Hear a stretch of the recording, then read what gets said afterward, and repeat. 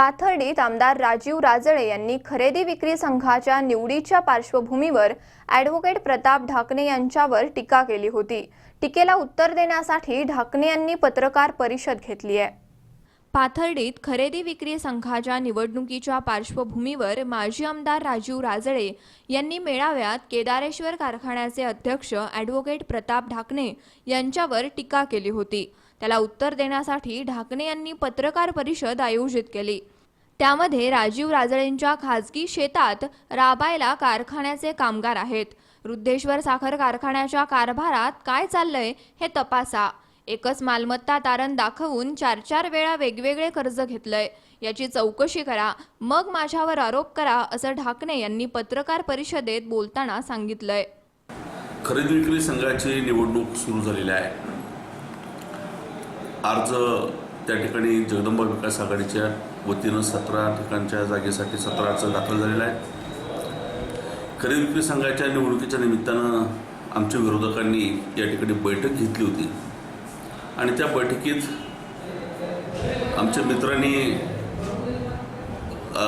एक राजकीय दर्जा सोडून वक्तव्य केलं की पाथर्डी कृषी उत्पन्न बाजार समितीच्या उपबाजार समिती तिसगाव येथे आम्ही ज्यावेळेस मार्केट कमिटीमध्ये आलो त्या ठिकाणी त्यांनी असं वक्तव्य केलं की त्या संकुलाला आमच्या बापाचं नाव होतं ते पुसून आता पुसलं, आता निदान तुमच्या बापाचं नाव द्या।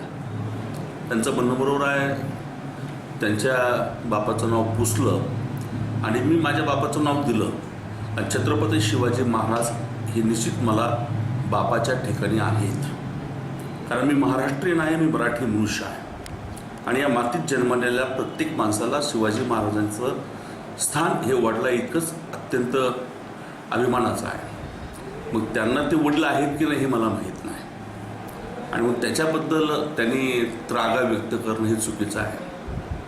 त्यांच्या घरातल्या कोणाचंही नाव द्यायला माझा विरोध नाही, त्यासाठी त्यांच्या शिक्षण संस्था आहेत, त्या शाळा महाविद्यालय या ठिकाणी नाव अवश्य द्यावं। सहकारी संस्था खरेदी विक्री संघामध्ये प्रचंड गैरव्यवहार झाले आहेत असंही ढाकणे म्हणालेत। केदारेश्वर कारखाना चालू राहू नये अशी व्यवस्था राजळे आणि जिल्ह्यातील प्रस्थापित मंडळींनीच केली आहे। तिसगावच्या उपबाजार समितीला अप्पासाहेब राजळे यांचं नाव दिलं असल्याचंही ढाकणे यांनी सांगितलंय। बाजार समितीच्या तूर प्रश्नावर बोलताना ढाकणे म्हणाले, जे तूर घेऊन पळून गेले तेच रस्ता रोको आंदोलन करीत होते। चौकशीतून सत्य जनतेसमोर येईलच। तूर खरेदीमध्ये आमचा कोणताही घोटाळा नसून चोराच्या उलट्या बोंबा, असंही प्रताप ढाकणे म्हणालेत। तुरीच्या संदर्भामध्ये चौकशी व्हावी ही मागणी मी माझे संचालक मंडळ स्वतः माननीय जिल्हा पोलीस अधीक्षक यांना भेटून केलेली आहे। याची चौकशी करा आणि याच्यामध्ये संचालक मंडळ आणि संचालक मंडळाबरोबर प्रशासन कुठेही चुकलेलं नाही। ज्या व्यक्तीला ह्या ट्रक सांगितलं होतं की या ठिकाणी तुम्ही पोहोच करा भोसरी इथं नाफेडच्या गोडाऊनला, ही शासकीय तूर आहे, ही कुठलीही व्यापाऱ्याची नाही, चोरीची नाही, 100% शेतकऱ्याची तूर आहे, कायदेशीर आहे। 28 तारखेला गाड्या भरल्यानंतर ह्या संबंधित ट्रान्सपोर्टवाल्यांनी त्या गाड्या 4 दिवस स्वतःच्या ताब्यात ठेवल्या आणि 2 तारखेला आम्ही पोलीस स्टेशनला गुन्हा दाखल करायला गेलो तर त्या ठिकाणी 3 तारखेला त्यांनी LCBच्या ताब्यात गाड्या नेऊन दिल्या की जेणेकरून आता आपण ह्याच्यात सापडतोय, आपल्यावर गुन्हे दाखल होतील या भीतीपोटी त्याने हा प्रकार केलेला आहे। त्याला आपण चोराच्या उलट्या बोंबा म्हणतो। मी आजही आमची चौकशी चाललेली आहे, सगळे अधिकारी तपासत आहेत, सत्य काय आहे ते लवकरच लोकांपुढे येईल, पण याच्यात कृषी उत्पन्न बाजार समितीची कुठलीही चूक नाही। जगदंबा विकास आघाडी सर्व जागेवर निवडणूक लढवत आहे। निष्ठावंत भाजप कार्यकर्त्यांना सोबत घेऊन खरेदी विक्री संघाची निवडणूक लढवण्याची मानसिकता ढाकणे यांनी व्यक्त केली आहे की या तालुक्यातल्या सगळ्या सहकारी संस्था खलास करण्याचं काम तुम्ही 20 वर्षात केलं आहे। तालुका दूध संघाची परिस्थिती काय आहे हे सगळ्याला माहिती आहे। लाखो रुपयाचा घोटाळा त्या खरेदी विक्री संघात झालेला आहे। निवडणुकीच्या काळात मी कागदपत्रासहित पुराव्यासहित बोलणार आहे।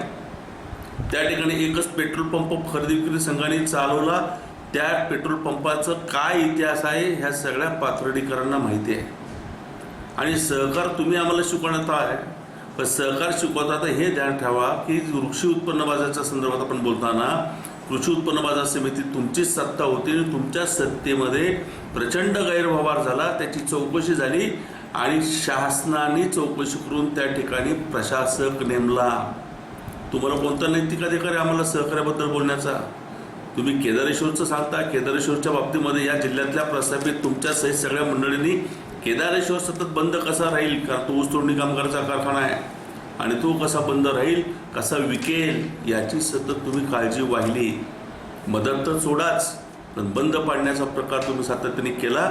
तुमच्या कारखान्यात जर आज बँक बाजूला टाकली तर तुमचा कारखाना तरी 8 दिवस चालेल का? आज त्या कारखान्यामध्ये कसा गैरकारभार आहे याची कल्पना आम्हाला आहे. आम्हाला आजरी बोलायला भाग पडू नका. आज त्या कारखान्याचे कर्मचारी तुमच्या शेतात राबतात, ते काय माहीत नाही का तालुक्याला? तुम्ही काय सहकार शिकवता? जिल्हा बँकेमध्ये एकच तारण देऊन 4-4 वेळा एकाच तारणावरती तुम्ही कर्ज उचलता. तुम्ही आम्हाला काय सहकार सांगता?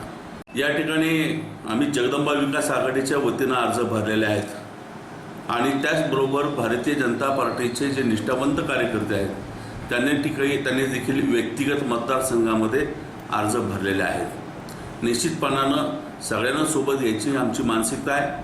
त्यांची तयारी असेल तर आम्ही त्यांना सोबत घ्यायला तयार आहोत. मुकुंद लोहिया, C24 तास, पाथर्डी.